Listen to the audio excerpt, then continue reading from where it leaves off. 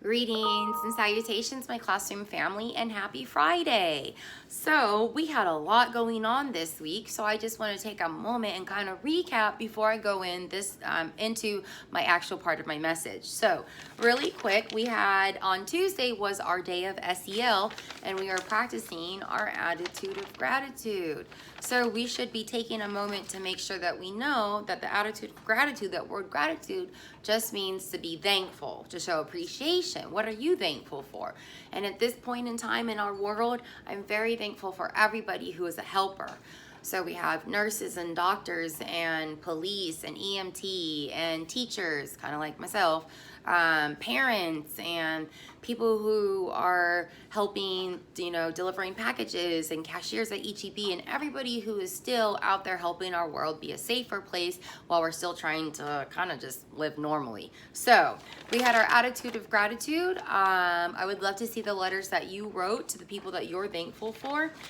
Wednesday was a very special day because it was the 50th anniversary of Earth Day. Earth Day, to me personally, I believe that Earth Day should be every day, but Earth Day is a once a year celebration where everybody across the whole world comes together to celebrate our one and very only Earth. So I want to take this moment because quite a few of you shared your choices and kind of the activities that you were doing on Earth Day. So let me just take a moment. Isabel shared that she was watering the garden. She watered the front yard and the backyard. She also shared that she was singing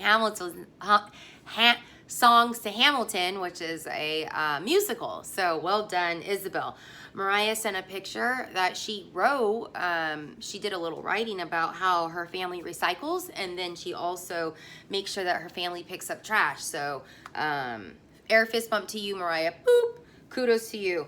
Noah also sent a shot about her. She also did a little writing about how taking out the trash, picking up trash, and then also encouraging friends and family to make sure that they recycle. These are all strong choices that you can do to make sure that we're doing our part to protect the earth. We only got one.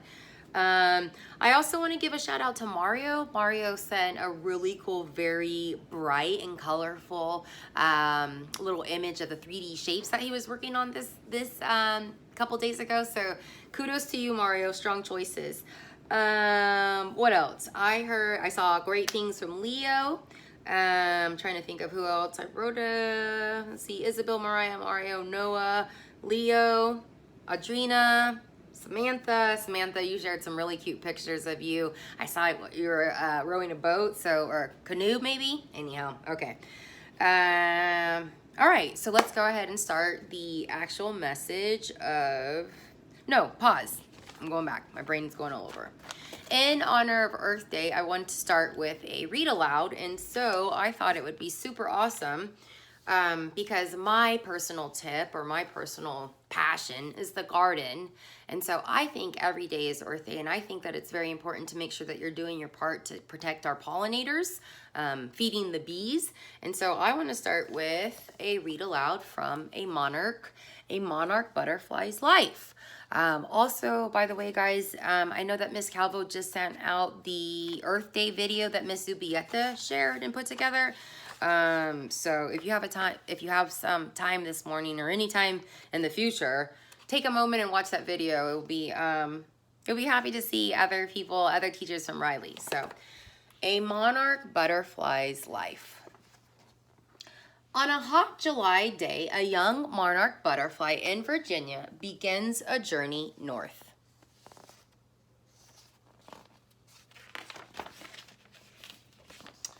On her way, she lays many eggs. Her last egg is laid on a milkweed plant in Connecticut.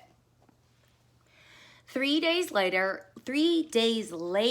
a monarch larva, oh my gosh, I am tongue twisted this morning. A monarch larva or caterpillar hatches. Guys, just be flexible.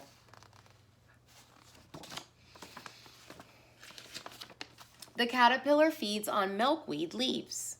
When a wasp tries to lay eggs on the caterpillar, she brushes it away. Soon, the caterpillar crawls to the ground. She attaches herself to a fence with a bit of silk. Ugh, the wobbly book here. Her skin hardens and she becomes a chrysalis. 2 weeks later, the monarch reappears. Now she is a butterfly. Oh, sorry guys, super wobbly here. The monarch butterfly stretches her crumpled wings and makes her very first flight. She lands on a milkweed and uses her proboscis to sip nectar from the flowers. Suddenly, a net snatches the monarch butterfly. The child who caught her sets her free.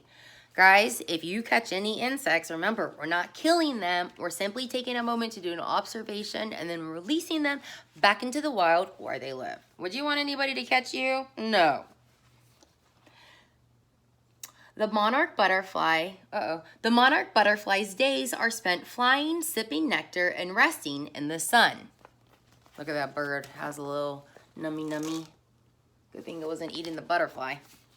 The monarch. In late September, the monarch butterfly begins a long journey south. And if you remember from our conversations in class, okay, heading south means that they're Texas, their journey, their path is actually they're heading to Mexico. So Texas is on the way to Mexico, and luckily we're very fortunate that we're on their route, because that way we get to see them as they travel back to Mexico. As she travels, she is joined by many other monarchs. They are all heading south.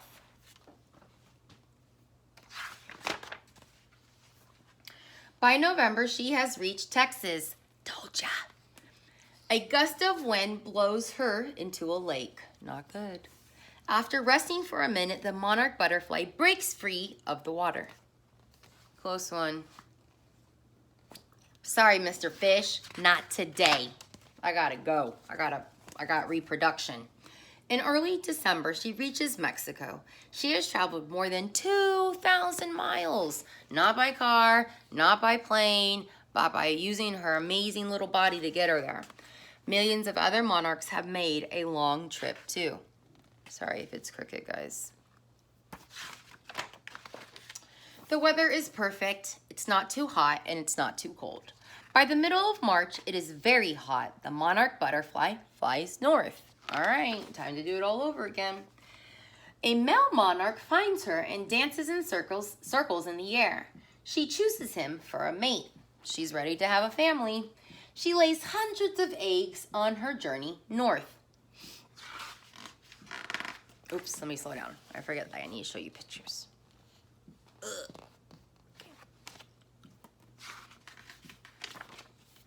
She lays her last egg on a milkweed plant in South Carolina.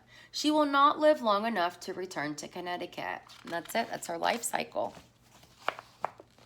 Okay. Luckily, she was able to. If you notice, this is what monarch eggs look like. And sometimes, if you grow milkweed, especially in your yard, or we have it at school, sometimes if you're paying attention and you're very gentle, you can turn over a leaf and you can find that milkweed, the monarch egg underneath. But on a warm August afternoon, her offspring does, right? So that means that mom's not going to make it back to Connecticut, but all her babies will. So this is a monarch butterfly's life. I just get so frustrated that we're not in the garden, and I could show you how amazing it is right now, guys. It's beautiful. Anyhow, okay, so Miss Duffy, Carrie Ann, stop rambling. All right, so let's go on. Behind me, let me see if I can, don't shake too much, Carrie Ann. Okay, there we go. Gently, gently. All right, a little bit down. Okay, behind me, you should see some vocabulary that we've kind of we have been focused on or learning about this week with three-dimensional shapes. I'm actually going to send probably another video of three-dimensional shapes, and then we're going to do an at-home challenge. So I want to show you another cylinder that I was found, and it was actually funny because as I was getting ready for this video, I was putting on some lipstick, right? And I was thinking, oh my gosh, how cute is this? Sorry, my dogs are barking. This is the world's smallest cylinder. Probably not, but it's small for me. So this is a cylinder, guys. So this would be a face, this would be a face, and this would be a face, right? So the face just means the flat surface, the flat surface. So any part that is flat is considered the face. Kind of like thinking about it, it's the part you see, right? So if you're talking to one another, this is our face. Granted, our faces are not flat, but you know what I mean. Edges, so edges just mean we're two faces, we're two sides, you could say. It's just, face is another a synonym. It's another way to say sides. So you have your face or your side. So the edges are where two faces meet.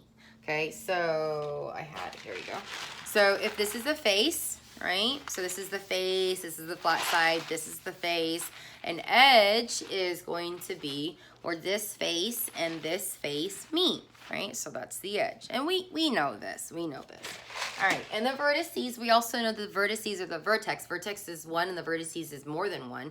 A vertices is just, let's look, where the edges meet, right? So usually a vertex is actually going to be where three sides meet, because you can't have,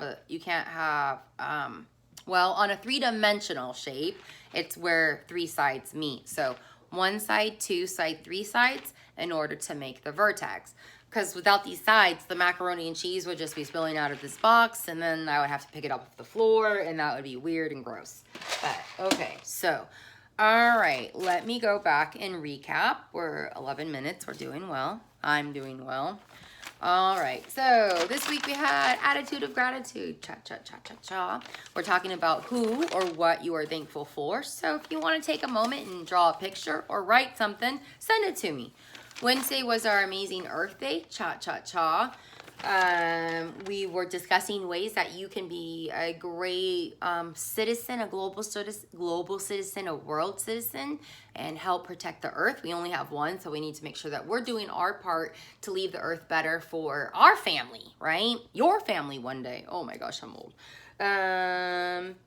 3D shapes, we're going to be going on a three-dimensional shape hunt in your house. I think we're going to focus today on rectangular prisms and cylinders. So cylinder, here's a cylinder. Where's my other cylinder? Here's my cylinder. Here's the world's smallest cylinder, right? And then this is a rectangular prism or macaroni and cheese. I thought I had another one somewhere over here. Oh, my other cylinders. This is cool. Here we are. Cylinder. It's actually body spray, but if you're looking at it, well, okay, not a cylinder. Kind of this is a cylinder, but the lid now makes it a cylinder. So if anybody wants to buy me a birthday present, Moonlight Path.